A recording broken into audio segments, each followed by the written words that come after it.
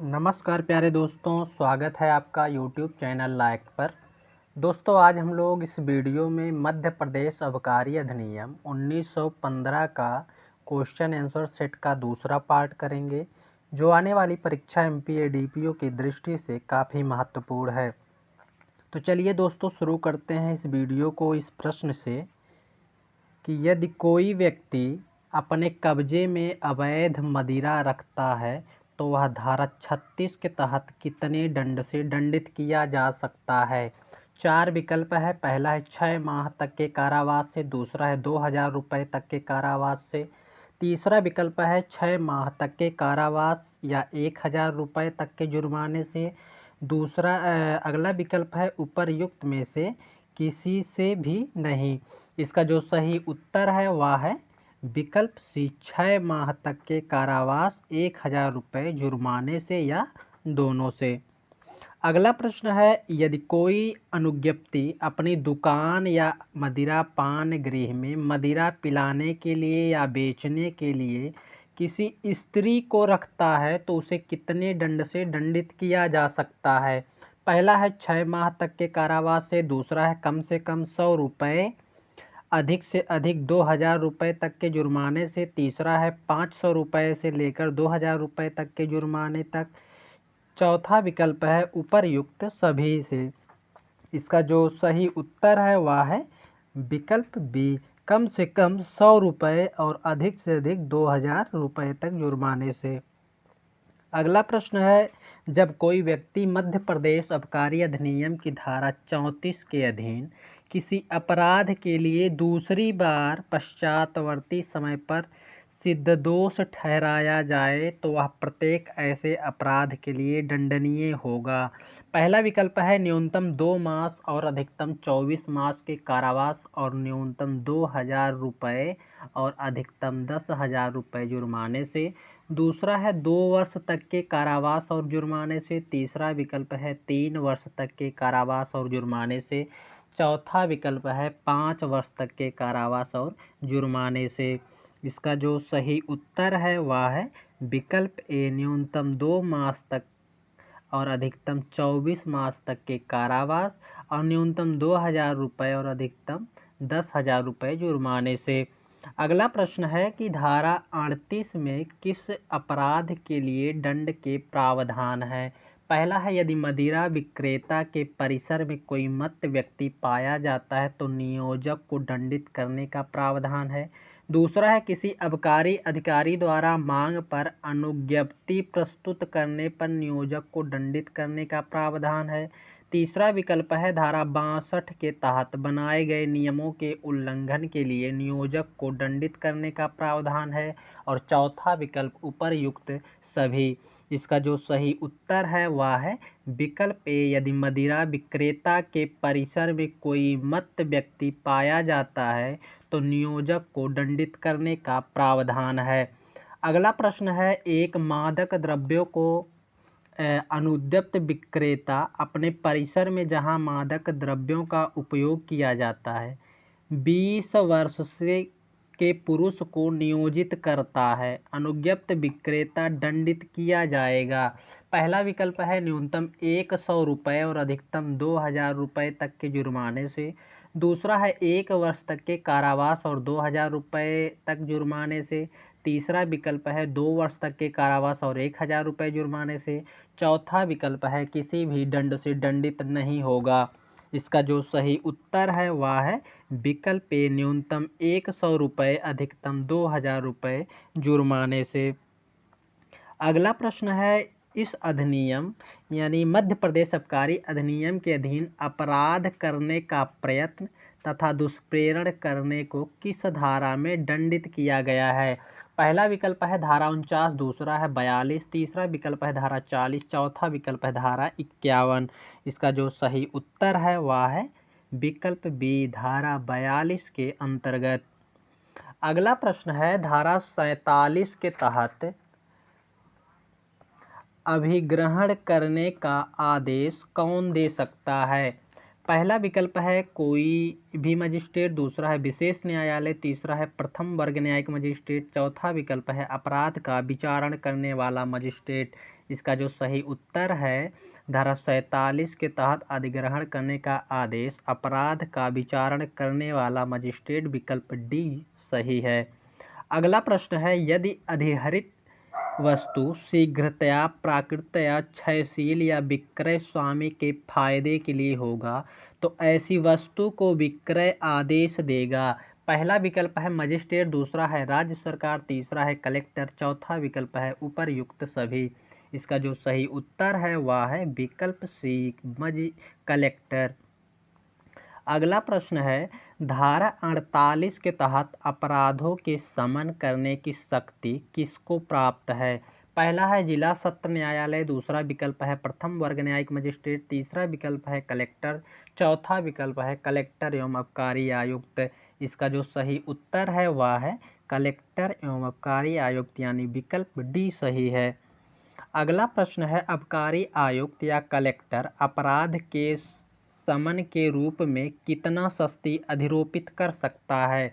पहला विकल्प है 10,000 रुपये से अनधिक, दूसरा है 15,000 रुपये से अनधिक, तीसरा है 20,000 रुपये से अनधिक और चौथा विकल्प है 25,000 रुपये से अनधिक। इसका जो सही उत्तर है वह है विकल्प ए 10,000 रुपये से अनधिक। अगला प्रश्न है, यदि कोई व्यक्ति अपने कब्जे में मानवीय उपयोग के लिए अनुपयुक्त मदिरा को रखेगा तो किस धारा के तहत दंडित किया जाएगा?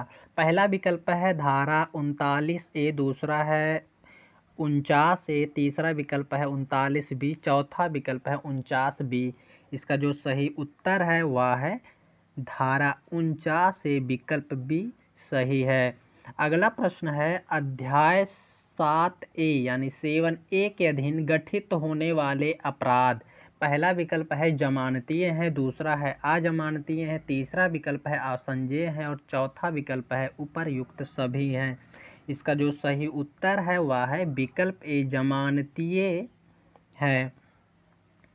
अगला प्रश्न है कि धारा 37, 38, 38A तथा 39 के अधीन गठित अपराधों का संज्ञान होगा। पहला विकल्प है कलेक्टर या जिला आबकारी अधिकारी की रिपोर्ट पर या परिवाद पर, दूसरा है किसी भी सूचना के आधार पर, तीसरा विकल्प है पुलिस की रिपोर्ट के आधार पर, चौथा है केवल किसी आबकारी के परिवाद या सूचना के आधार पर। इसका जो सही उत्तर है वह है विकल्प ए कलेक्टर या जिला आबकारी अधिकारी की रिपोर्ट या परिवाद पर।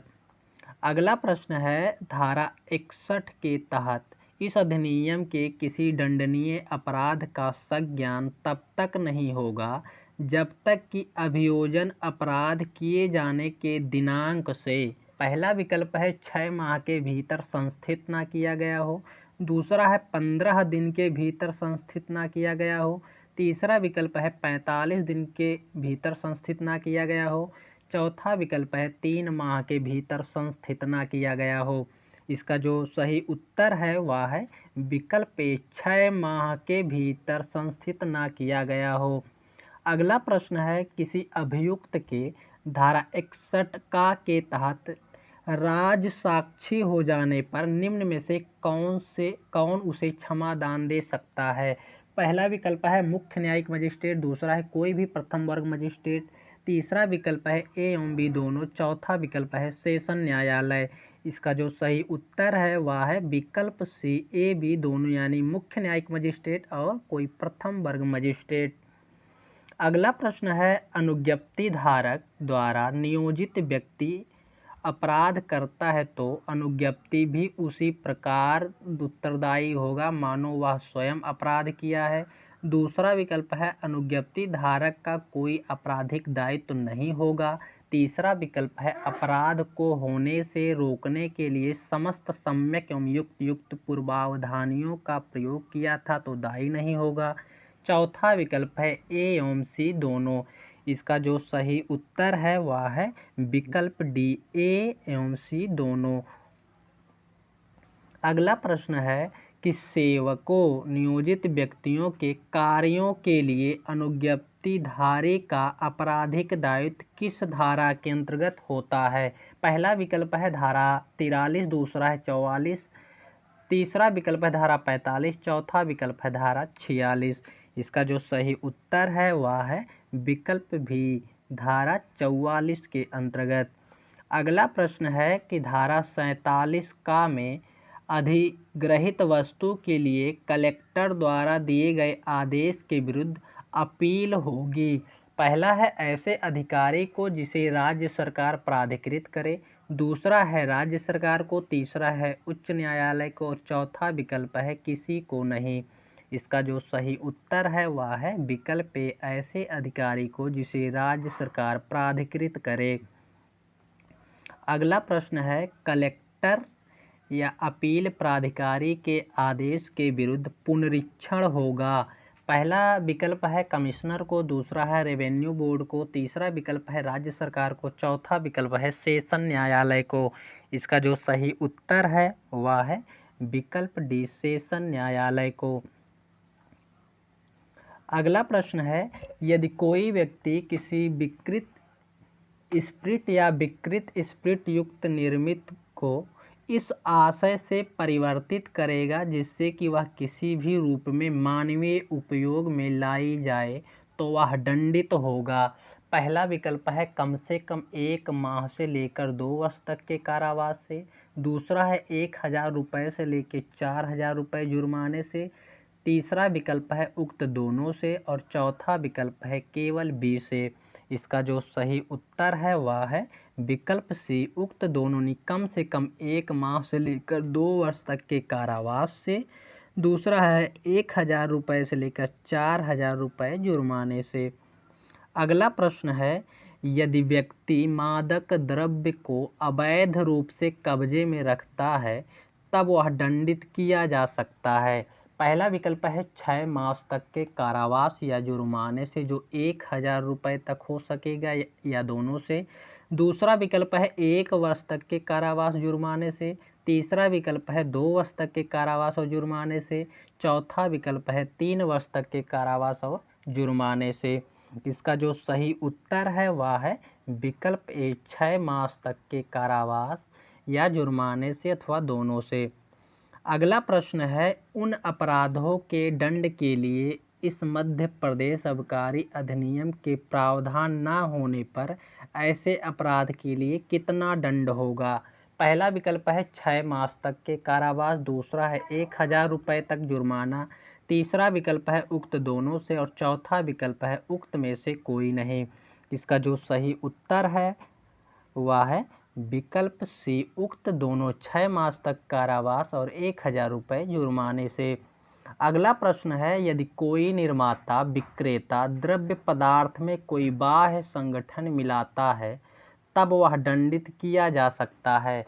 पहला विकल्प है कम से कम 1 माह और अधिकतम 1 वर्ष तक कारावास, दूसरा विकल्प है 3 वर्ष से 300 रुपये 2000 रुपये तक जुर्माना, तीसरा विकल्प है उक्त दोनों और चौथा विकल्प है उक्त में से कोई नहीं।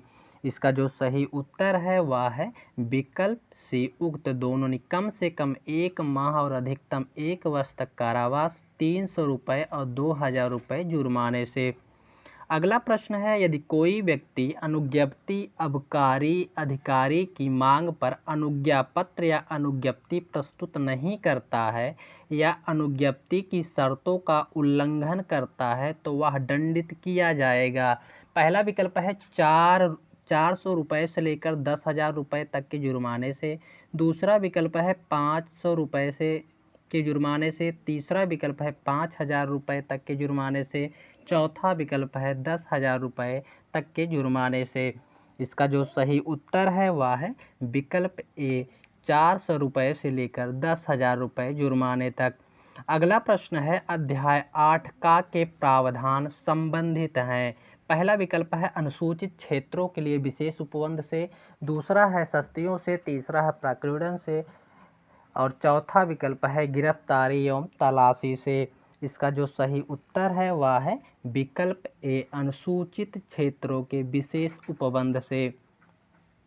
अगला प्रश्न है कि अनुसूचित क्षेत्र में कोई अनुसूचित जनजाति सदस्य स्वयं के लिए तथा परिवार के लिए अधिकतम देसी मदिरा निर्माण या कब्जे में रख सकता है? पहला विकल्प है 4.5 एवं 15 लीटर, दूसरा विकल्प है 5 एवं 10 लीटर, तीसरा विकल्प है 7 एवं 15 लीटर और चौथा विकल्प है 2.5 लीटर एवं 7.5 लीटर। इसका जो सही उत्तर है वह है विकल्प ए 4.5 लीटर से 15 लीटर। अगला प्रश्न है, अनुसूचित क्षेत्र में अनुसूचित जनजाति के सदस्य सामाजिक एवं धार्मिक समारोह के लिए कितनी देसी शराब को अपने कब्जे में रख सकते हैं? पहला विकल्प है 45 लीटर, दूसरा है 50 लीटर, तीसरा विकल्प है 70 लीटर एवं चौथा विकल्प है 100 लीटर। इसका जो सही उत्तर है वह है विकल्प ए 45 लीटर। अगला प्रश्न है कि कोई आबकारी अधिकारी या पुलिस अधिकारी तंग करने के आशय से या अनावश्यक रूप से किसी स्थान की तलाशी लेगा या किसी भी व्यक्ति को निरुद्ध या गिरफ्तार करेगा तो वह दंडित होगा। पहला विकल्प है 3 माह से अनधिक कारावास से, दूसरा विकल्प है 500 रुपये तक जुर्माने से, तीसरा विकल्प है उक्त दोनों से, चौथा विकल्प है केवल 1000 रुपये जुर्माने से। इसका जो सही उत्तर है वह है विकल्प सी उक्त दोनों, यानी 3 मास तक कारावास 500 रुपये जुर्माने से। अगला प्रश्न है, जो कोई व्यक्ति किसी विकृत स्प्रिट युक्त निर्मित को इस आशय से परिवर्तित करेगा कि उसका उपयोग पेय रूप में औषधि के रूप में किया जाए और वह मनुष्य की मृत्यु कारित करती है तो वह दंडित होगा। पहला विकल्प है न्यूनतम 2 वर्ष तक का कारावास जिसका विस्तार 10 वर्ष तक हो सकेगा और जुर्माने से, दूसरा विकल्प है आजीवन कारावास से, तीसरा विकल्प है मृत्युदंड, चौथा विकल्प है 14 वर्ष तक के कारावास से। इसका जो सही उत्तर है वह है विकल्प ए न्यूनतम 2 वर्ष तक कारावास जिसका विस्तार 10 वर्ष तक हो सकेगा और जुर्माने से। अगला प्रश्न है कि जब कभी भी इस अधिनियम के उल्लंघन में किसी भी भूमि पर किसी मादक द्रव्य का विनिर्माण या संग्रहण किया जाए या भांग के पौधे की खेती की जाए तो इस तथ्य की सूचना देने के लिए अबद्ध होंगे। पहला विकल्प है भूमि का स्वामी, दूसरा है ग्राम लेखपाल, तीसरा विकल्प है ग्राम चौकीदार, चौथा विकल्प है उपर्युक्त सभी। इसका जो सही उत्तर है वह है विकल्प डी उपर्युक्त सभी। धारा 50 विस्तार से पढ़ने पे ये सभी लोग अबद्ध हैं। अगला प्रश्न है कि मादक द्रव्यों के विनिर्माण और विक्रय के स्थानों में प्रवेश या निरीक्षण कर सकता है। पहला विकल्प है आबकारी आयुक्त, दूसरा है कलेक्टर, तीसरा विकल्प है कोई भी आबकारी अधिकारी, चौथा विकल्प है सम्यक रूपेण सशक्त कोई पुलिस अधिकारी और पांचवा विकल्प है उपर्युक्त सभी। इसका जो सही उत्तर है वह है विकल्प ए उपर्युक्त सभी, यानी मादक द्रव्यों के विनिर्माण और विक्रय के स्थानों में प्रवेश और निरीक्षण का जो अधिकार है वह आबकारी आयुक्त, कलेक्टर, कोई भी आबकारी अधिकारी या सम्यक रूपेण सशक्त कोई पुलिस अधिकारी, यानी सभी सही हैं। अगला प्रश्न है कि वारंट के बिना किसी व्यक्ति को जो दंडनीय अपराध किया है गिरफ्तार कर सकता है। पहला विकल्प है आबकारी अधिकारी, दूसरा है पुलिस अधिकारी, तीसरा है सशक्त राजस्व अधिकारी, चौथा विकल्प है सशक्त कोई अन्य व्यक्ति और पांचवा विकल्प है उपर्युक्त सभी। इसका जो सही उत्तर है वह है विकल्प ए उपर्युक्त सभी।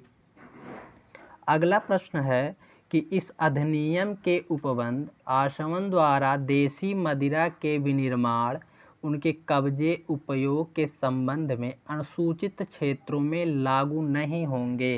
पहला विकल्प है अनुसूचित जनजाति के सदस्यों पर, दूसरा विकल्प है अनुसूचित जाति के सदस्यों पर, तीसरा विकल्प है उपर्युक्त दोनों पर और चौथा विकल्प है उपर्युक्त में से कोई नहीं। इसका जो सही उत्तर है वह है विकल्प ए अनुसूचित जनजाति के सदस्यों पर। अगला प्रश्न है, निम्न कथनों में सत्य कथन है।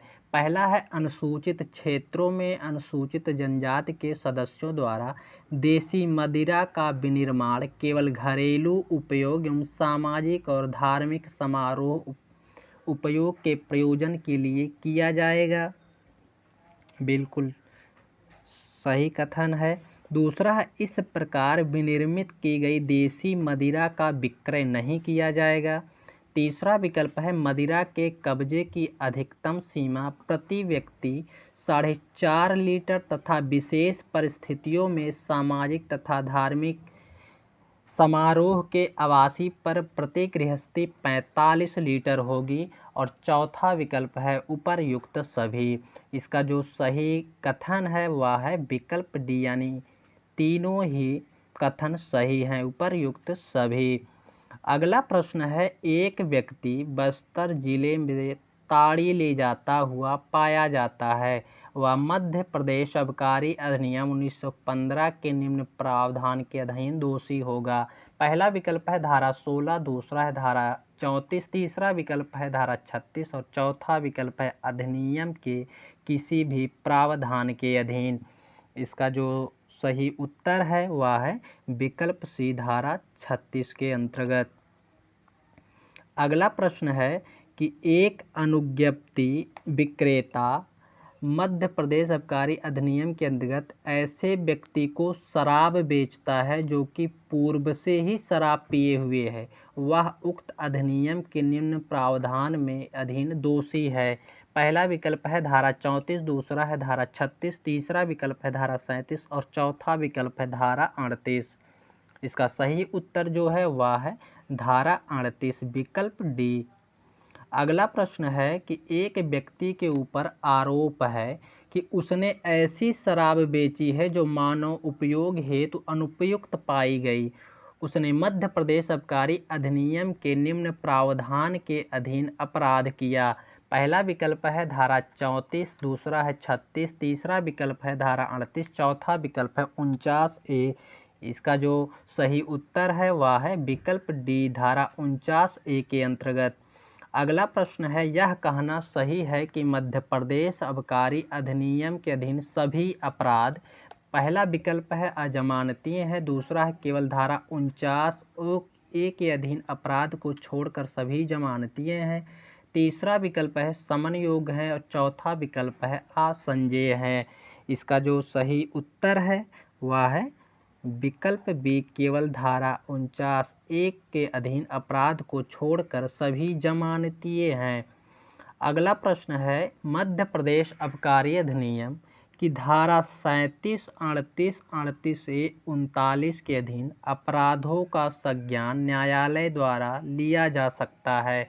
पहला है पुलिस के परिवाद अथवा सूचना के आधार पर, दूसरा है कलेक्टर अथवा जिला आबकारी अधिकारी के परिवाद और सूचना के आधार पर, तीसरा है केवल किसी आबकारी निरीक्षक के परिवाद अथवा सूचना के आधार पर, चौथा विकल्प है उपर्युक्त किसी भी अधिकारी के परिवाद और सूचना के आधार पर।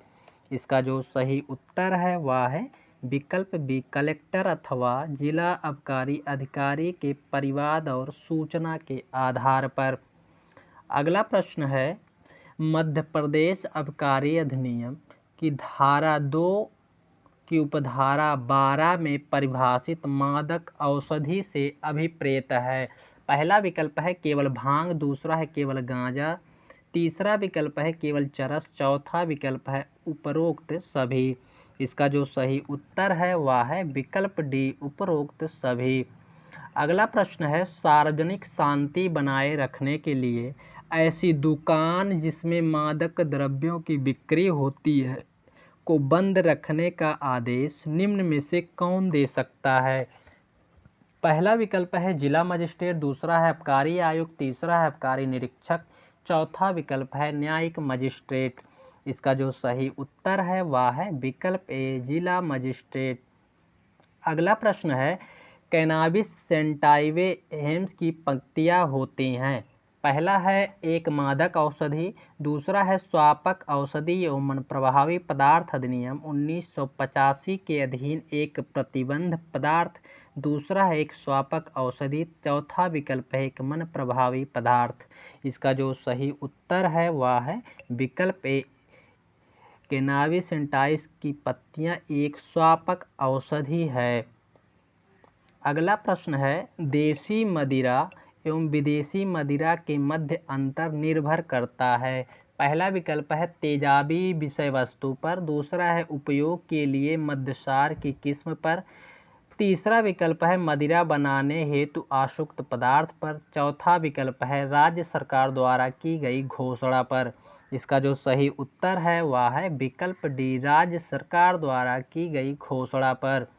अगला प्रश्न है, निम्न चार में से कौन एक कृत्य धारा 34 मध्य प्रदेश आबकारी अधिनियम 1915 के अंतर्गत दंडनीय है?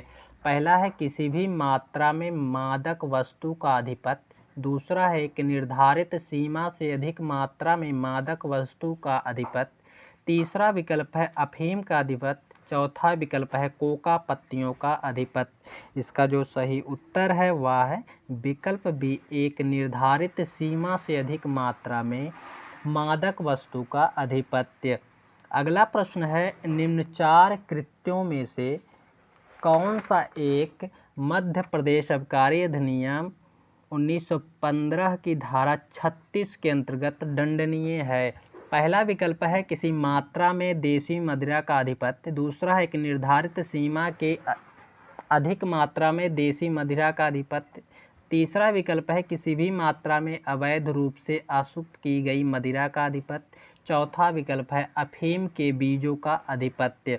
इसका जो सही उत्तर है वह है विकल्प सी, किसी भी मात्रा में अवैध रूप से आसुक्त की गई मदिरा का अधिपत्य। अगला प्रश्न है, मध्य प्रदेश आबकारी अधिनियम 1915 के अंतर्गत आबकारी अधिकारी निम्न में से कौन हो सकता है? पहला विकल्प है कलेक्टर, दूसरा है ऐसा कोई अधिकारी जो इस अधिनियम की धारा 7 के अंतर्गत नियुक्त हुआ हो, तीसरा विकल्प है राजस्व अधिकारी, चौथा विकल्प है उपर्युक्त में से केवल ए एवं बी। इसका जो सही उत्तर है वह है विकल्प बी, ऐसा कोई अधिकारी जो इस अधिनियम की धारा 7 के अंतर्गत नियुक्त हुआ है। अगला प्रश्न है, कौन से पदार्थ पराया अभिकारी कर के अधीन आते हैं? पहला विकल्प है वे पदार्थ जो देश से विदेश से निर्यात किए जाते हैं, दूसरा विकल्प है वे पदार्थ जो विदेश से आयात किए जाते हैं, तीसरा विकल्प है वे पदार्थ जो कर लगाने वाले देश में भी उत्पादित या बनाए जाते हैं, चौथा विकल्प है उपर्युक्त सभी। इसका जो सही उत्तर है वह है विकल्प डी, उपर्युक्त सभी। अगला प्रश्न है, मध्य प्रदेश आबकारी अधिनियम 1915 के अंतर्गत मादक द्रव्यों का परिवहन प्रतिषेध करने की शक्ति किसे प्राप्त है?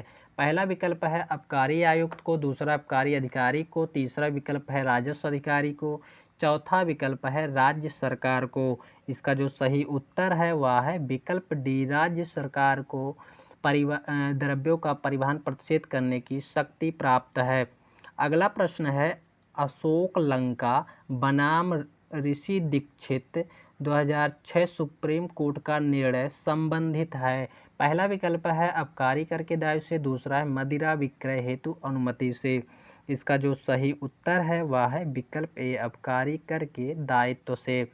अगला प्रश्न है, ऐसे अफीम, पोस्त या कोका पौधे जिनकी खेती अवैध रूप से की गई हो तो कुर्क करने का आदेश कौन दे सकता है? पहला विकल्प है प्रथम श्रेणी न्यायिक मजिस्ट्रेट, दूसरा है सशक्त किया गया राजपत्रित अधिकारी, तीसरा विकल्प है राज्य सरकार द्वारा सशक्त कोई मजिस्ट्रेट, चौथा विकल्प है उपर्युक्त सभी। इसका जो सही उत्तर है वह है विकल्प डी, उपर्युक्त सभी। अगला प्रश्न है कि मध्य प्रदेश आबकारी अधिनियम के अंतर्गत मादक औषधि में क्या सम्मिलित नहीं है? पहला है भांग, दूसरा है सिद्धि, तीसरा विकल्प है महुआ, चौथा विकल्प है गांजा। इसका जो सही उत्तर है वह है विकल्प सी, महुआ मादक औषधि में सम्मिलित नहीं है। अगला प्रश्न है, मध्य प्रदेश आबकारी अधिनियम के अंतर्गत मदिरा की परिभाषा में क्या अभिप्रेत नहीं है? पहला विकल्प है शुद्ध एल्कोहल, दूसरा है शराब, तीसरा है ताड़ी, चौथा विकल्प है बियर। इसका जो सही उत्तर है वह है विकल्प ए शुद्ध एल्कोहल। अगला प्रश्न है मध्य प्रदेश आबकारी अधिनियम के अंतर्गत मदिरा के संबंध में आबकारी राजस्व में क्या सम्मिलित नहीं है। पहला विकल्प है सस्ती, दूसरा है न्यायालय द्वारा अधिरोपित जुर्माना, तीसरा विकल्प है कर और चौथा विकल्प है शुल्क। इसका जो सही उत्तर है वह है विकल्प बी न्यायालय द्वारा अधिरोपित जुर्माना आबकारी राजस्व में सम्मिलित नहीं है। अगला प्रश्न है आबकारी आयुक्त कौन नियुक्त करता है। पहला विकल्प है केंद्रीय सरकार, दूसरा है राज्य सरकार, तीसरा है उच्च न्यायालय, चौथा विकल्प है अन्य कोई। इसका जो सही उत्तर है वह है विकल्प बी राज्य सरकार। अगला प्रश्न है किसे मदिरा बेची जा सकती है। पहला विकल्प है जो 15 वर्ष से कम आयु का ना हो, दूसरा विकल्प है जो 18 वर्ष से कम आयु का ना हो, तीसरा विकल्प है जो 21 वर्ष से कम आयु का ना हो, चौथा विकल्प है किसी भी आयु के व्यक्ति को। इसका जो सही उत्तर है वह है विकल्प सी 21 वर्ष से कम आयु का ना हो। अगला प्रश्न है मध्य प्रदेश आबकारी अधिनियम के प्रावधान के उल्लंघन में मदिरा बेचने पर अधिनियम की किस धारा में अभियुक्त को दंडित किया जाएगा। पहला विकल्प है धारा 18, दूसरा है धारा 25, तीसरा है धारा 30, चौथा विकल्प है धारा 34। इसका जो सही उत्तर है वह है धारा 34, विकल्प डी सही है। अगला प्रश्न है मध्य प्रदेश आबकारी अधिनियम की धारा 36D में बंध पत्र निष्पादित कराने का उद्देश्य क्या है। पहला है अभियुक्त से सदाचारी व्यवहार हेतु, दूसरा विकल्प है अभियुक्त को अपराध से प्रवृत्त रखने हेतु, तीसरा विकल्प है उपरोक्त दोनों, चौथा विकल्प है इनमें से कोई नहीं। इसका जो सही उत्तर है वह है विकल्प बी अभियुक्त को अपराध से प्रवृत्त रहने हेतु। अगला प्रश्न है यदि मदिरा के किसी अधिकृत विक्रेता का नौकर मध्य प्रदेश आबकारी अधिनियम के प्रावधानों का उल्लंघन करता पाया जाए तो किसे दंडित किया जाएगा। पहला विकल्प है नौकर को, दूसरा है मालिक को, तीसरा विकल्प है विक्रेता या नौकर किसी एक को, चौथा विकल्प है विक्रेता और नौकर दोनों को। इसका जो सही उत्तर है वह है विकल्प डी विक्रेता नौकर दोनों को। अगला प्रश्न है मध्य प्रदेश आबकारी अधिनियम की धारा 23A 34, 35 आदि के अंतर्गत दंडनीय किसी अपराध के अभियुक्त को बिना वारंट कौन गिरफ्तार कर सकता है। पहला विकल्प है अधिकृत पुलिस अधिकारी, दूसरा आबकारी अधिकारी, तीसरा विकल्प है अधिकृत राजस्व अधिकारी, चौथा विकल्प है उपर्युक्त सभी। इसका जो सही उत्तर है वह है विकल्प डी उपर्युक्त सभी। अगला प्रश्न है 5 किलो महुआ का परिवहन किया गया जो कि मध्य प्रदेश आबकारी अधिनियम की धारा 37 में दंडनीय है। इस मामले में न्यायालय किसकी रिपोर्ट पर संज्ञान नहीं लेगा। पहला विकल्प है कलेक्टर, दूसरा है अधिकृत जिला आबकारी अधिकारी, तीसरा विकल्प है पुलिस अधिकारी, चौथा विकल्प है इनमें से कोई नहीं। इसका जो सही उत्तर है वह है विकल्प अधिकृत जिला आबकारी अधिकारी। अगला प्रश्न है मध्य प्रदेश आबकारी अधिनियम की किस धारा के अंतर्गत किए गए अपराध के अभियुक्त को अग्रिम जमानत नहीं दी जाती है। पहला विकल्प है धारा 49A, दूसरा है 50A, तीसरा विकल्प है 52A, चौथा विकल्प है 53A। इसका जो सही उत्तर है वह है विकल्प ए धारा 49A के अंतर्गत अग्रिम जमानत नहीं दी जाती। अगला प्रश्न है मध्य प्रदेश आबकारी अधिनियम की धारा 49A जीवन के विरुद्ध अपराध के अंतर्गत दोषी अभियुक्त को कितने दिनों तक अभिरक्षा में निरुद्ध रखा जा सकता है। पहला विकल्प है 60 दिनों तक, दूसरा 120 दिनों तक, तीसरा विकल्प 150 दिनों तक, चौथा विकल्प है 15 दिनों तक। इसका जो सही उत्तर है वह है विकल्प बी 120 दिनों तक।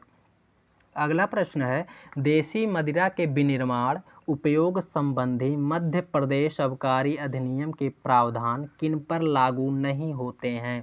पहला है अनुसूचित जनजाति के सभी सदस्यों पर, दूसरा है अनुसूचित क्षेत्रों के अनुसूचित जनजाति के सदस्यों पर, तीसरा विकल्प है अनुसूचित क्षेत्रों में अनुसूचित जाति के सदस्यों पर, चौथा विकल्प है उपर्युक्त सभी पर।